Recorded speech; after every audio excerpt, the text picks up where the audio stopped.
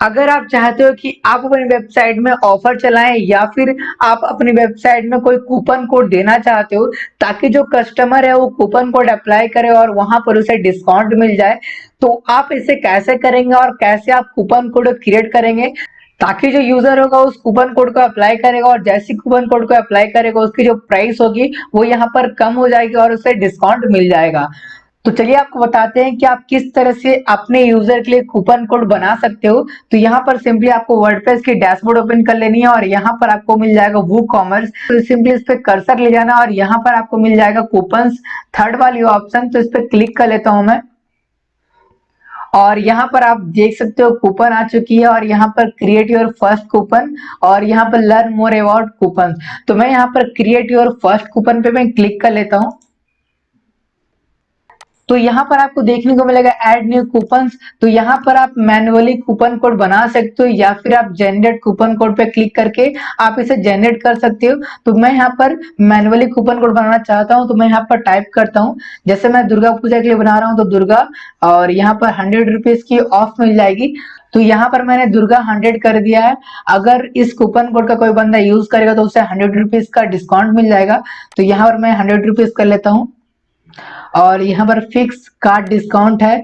तो यहाँ पर परसेंटेज डिस्काउंट, यहाँ पर मैं फिक्स कार्ड डिस्काउंट पे मैं क्लिक कर लेता हूँ। आप चाहो तो यहाँ परसेंटेज और बहुत सारी ऑप्शंस आपको मिल जाती है।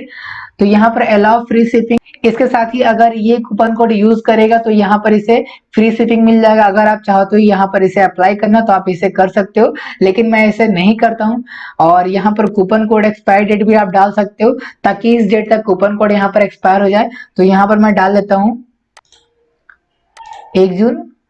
तो यहाँ पर मैंने डाल दिया है।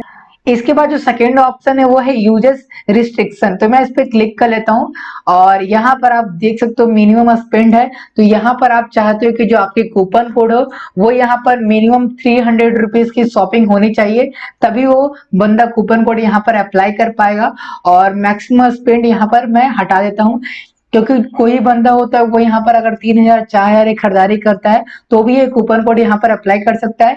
लेकिन मिनिमम जो परचेज करने की प्राइस है वो है 300, इससे कम होगा तो ये कूपन कोड अप्लाई नहीं होगा। इसके बाद जो थर्ड वाली ऑप्शन है इंडिविजुअल यूज ओनली, तो यहाँ पर आप इसे चाहो तो टिक कर सकते हो या फिर अनटिक कर सकते हो।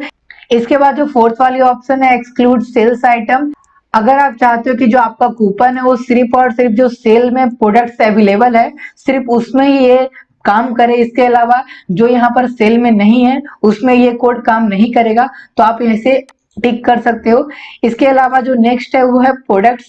इसके बाद जो है वो प्रोडक्ट्स, अगर आप चाहते हो कि जो आपका यूजर है वो सिर्फ और सिर्फ 3 से 4 प्रोडक्ट जो मैंने यहाँ पर लिस्टेड करूंगा सिर्फ और सिर्फ उसी प्रोडक्ट्स में ये वाली कूपन कोड अप्लाई होगी, इसके अलावा किसी प्रोडक्ट में यहाँ पर अप्लाई नहीं होगा। इसके साथ ही आपको मिल जाती है एक्सक्लूड प्रोडक्ट्स। तो यहाँ पर आप चाहो तो जो प्रोडक्ट्स को यहाँ पर हटाना चाहते हो, इस कूपन कोड का यूज उस प्रोडक्ट में नहीं करना चाहते हो, तो आप उसका नाम डाल सकते हो। इसके साथ ही आपको कैटेगरी की ऑप्शन मिल जाती है। इसके बाद एक्सक्लूड कैटेगरी की ऑप्शन मिल जाती है।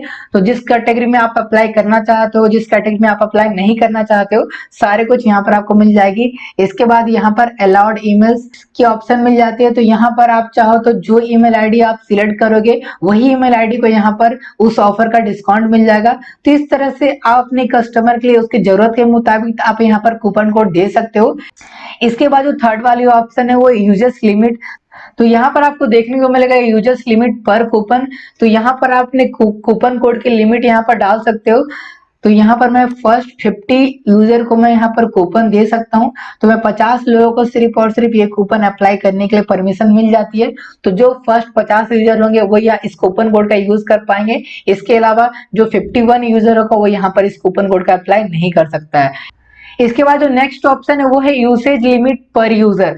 तो यहाँ पर आप चाहते हो कि जो आपका यूजर है वो सिर्फ और सिर्फ इस कूपन कोड को 1 टाइम यूज कर सके, तो यहाँ पर आप 1 टाइम डाल सकते हो या फिर आप 2 टाइम्स या फिर 3 टाइम डाल सकते हो। तो जो कोई यूजर होगा वो सिर्फ और सिर्फ 1 टाइम ही इस कूपन कोड का यूज कर सकता है, इसके अलावा वो कूपन कोड का यूज नहीं कर पाएगा। तो मैंने कूपन कोड से रिलेटेड सारी सेटिंग मैंने यहाँ पर सेट कर दिया है। अब यहाँ पर आपको मिल जाती है डिस्क्रिप्शन। तो यहाँ पर आप डिस्क्रिप्शन डाल सकते हो इस कूपन कोड के बारे, तो यहाँ पर डाल सकता हूँ दुर्गा पूजा स्पेशल।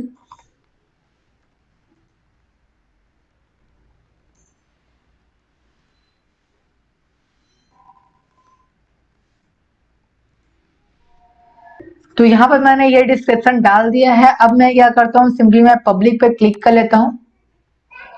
तो ये कूपन कोड पब्लिक हो चुका है। अब इस कूपन कोड का यूज कर सकता है, तो मैं इसे कॉपी कर लेता हूँ। तो अब मैं अपनी वेबसाइट को न्यू ब्राउजर में ओपन कर लेता हूँ ताकि मैं आपको दिखा सकूं कि ये कूपन कोड किस तरह से वर्क कर रहा है। तो मैं यहाँ पर न्यू ब्राउजर ओपन कर लिया हूँ और यहाँ पर मैं टाइप कर लेता हूँ picocart.t।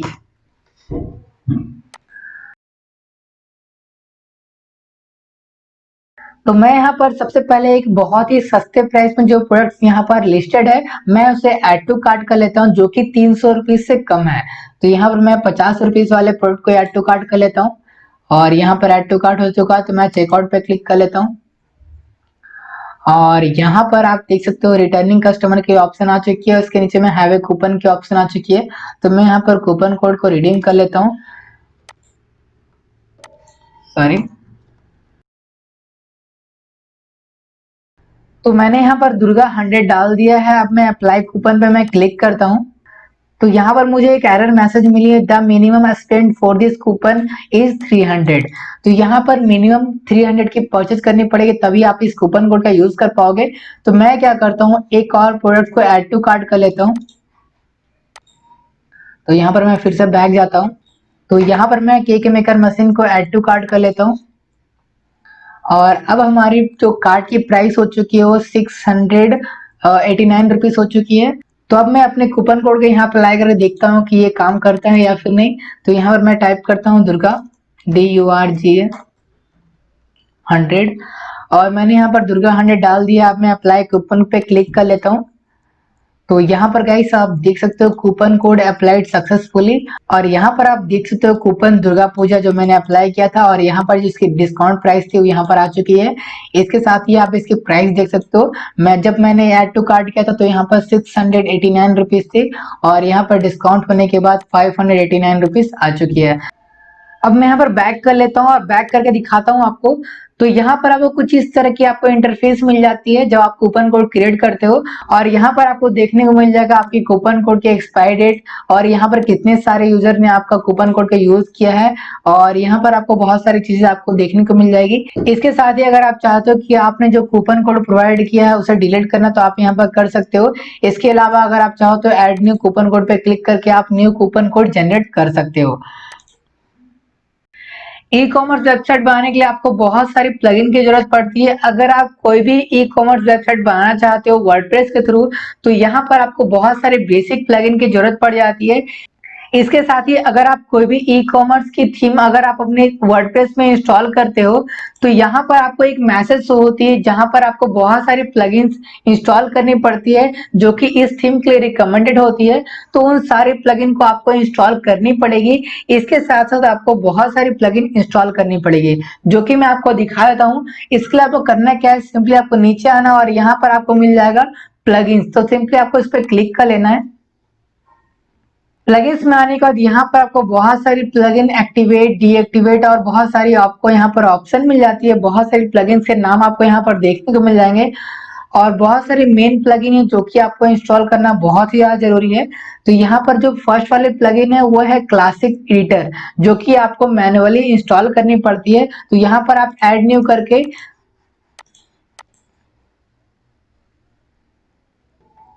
अब आप यहाँ पर से कोई प्लगइन को आप डाउनलोड करना चाहते हो तो यहाँ पर आप सर्च कर सकते हो और सिंपली उसे इंस्टॉल करके एक्टिवेट कर लेना है। तो यहाँ पर जो फर्स्ट वाली ऑप्शन है वो क्लासिक एडिटर, आपको ये कंपलसरी चाहिए ही चाहिए। इसके बाद आपको यहाँ पर कॉन्टैक्ट फॉर्म। तो यहाँ पर गाइस आपको देखने को मिलेगा रेजर पे फॉर वू कॉमर्स। तो यहाँ पर मैंने रेजर पे का पेमेंट मेथड इंप्लीमेंट किया था अपने वेबसाइट में। तो यहाँ पर मुझे रेजर पे की प्लगइन इंस्टॉल करनी पड़ी थी। तो अगर आप भी चाहते हो कि आप रेजर पे से पेमेंट एक्सेस करो तो यहाँ पर आपको रेजर पे की प्लगइन इंस्टॉल करनी पड़ेगी। इसके बाद जो नेक्स्ट है वो थीम फ्री या डेमो इंपोर्ट। तो यहाँ पर मुझे ये वाली प्लगइन इसलिए इंपोर्ट करनी पड़ी क्योंकि जो मेरा थीम था उसकी यहाँ पर डेमो फाइल मुझे इंपोर्ट करनी थी। तो यहाँ पर गाइस अगर आप कोई भी थीम यूज कर रहे हो तो इसकी डेमो फाइल जरूर उसके इंपोर्ट कीजिए ताकि इससे ये पता चल जाए कि जो आपकी थीम है वो किस तरह का आपको देखने को मिलता है और किस तरह से आप उसे कस्टमाइज कर सकते हो। तो यहाँ पर मैंने इस प्लगइन को इंस्टॉल किया था। इसके बाद है आपको वो कस्टमाइज। तो ये प्लगइन आपको इंस्टॉल करने की जरूरत पड़ जाती है। और इसके अलावा आपको वो कॉमर्स जो कि बहुत ही कंपलसरी है अगर आप ई कॉमर्स की वेबसाइट बना रहे हो। इसके बाद आपको यहाँ पर वो कॉमर्स सर्विसेज, तो ये ऑटोमेटिक इंस्टॉल हो जाएगा। इसके बाद जो नीचे है वो है YITH वो कॉमर्स कंपेयर। तो यहाँ पर आपको 2-3 प्रोडक्ट को कंपेयर करने के लिए ये प्लगइन की जरूरत पड़ती है। और नीचे में आपको देखने को मिलेगा YITH वो कॉमर्स विश लिस्ट। तो विश लिस्ट की प्लगइन आपको बहुत ही जरूरी है इंस्टॉल करना। तो यहाँ पर मैं आपको दिखा देता हूँ, ऐड टू कार्ट के जस्ट बगल में आपको विश लिस्ट के ऑप्शन मिल जाते हैं। तो इस पर मैं क्लिक करता हूँ तो ये प्रोडक्ट विश लिस्ट में चले जाएगा, मतलब ये दिल वाले आइकन में चले जाएगा।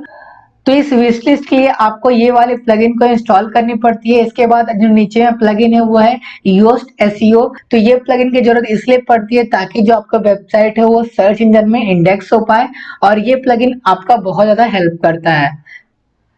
तो ये बेसिक प्लगइन थे जो कि आपको इंस्टॉल करना बहुत ही ज्यादा जरूरी है। इसके अलावा गाइस, अगर आप कोई भी थीम यूज कर रहे हो तो वहां पर आपको बहुत सारी प्लगइन जो होती है वो रिकमेंडेड में आ जाती है, और उन सारे प्लगइन को इंस्टॉल करना बहुत ही जरूरी होता है, क्योंकि जो आपका थीम होता है वो वही सारे प्लगइन पे वर्क कर रहा होता है। तो उसे कंपलसरी उसे इंस्टॉल कर लीजिएगा।